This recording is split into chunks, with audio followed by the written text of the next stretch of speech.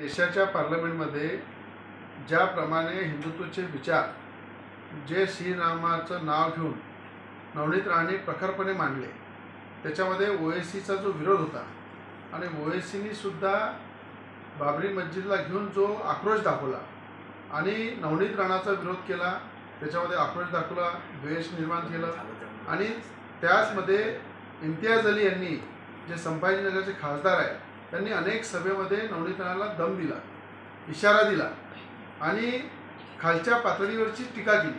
त्यानंतर ओएसीच्या अनेक कार्यकर्त्यांचे फोन आले, धमक्या आल्या, त्याला आम्ही भीक टाकली नाही। पण आज खऱ्या अर्थानं पाकिस्तानवरनं, अफगाणिस्तानवरनं जर धमक्यात असेल की नवनीताला उडवून देऊ, भाजपच्या काही मोठमोठ्या नेत्यांचे नाव घेऊन त्यांना उडू, देशामध्ये बॉम्बस्फोट करू, अशी परिस्थिती करू, दुसऱ्या देशाचं नाव घेऊन दम देणं आणि नवनीत राणांच्या पूर्ण प्रोग्रामची आम्ही रेकी करत आहे, माहिती घेत आहे आणि त्या रेकीच्या माध्यमातून त्यांच्यावर आमचं पूर्ण लक्ष आहे।